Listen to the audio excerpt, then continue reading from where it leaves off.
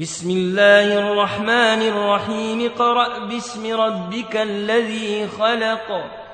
خلق الإنسان من علق اقرأ وربك الأكرم الذي علم بالقلم علم الإنسان ما لم يعلم كلا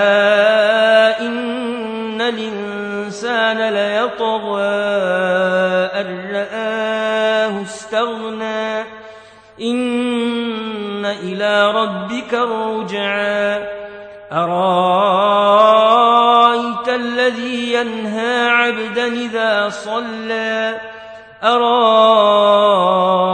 إن كان على الهدى أوامر بالتقوى أرأيت إن كذب وتولى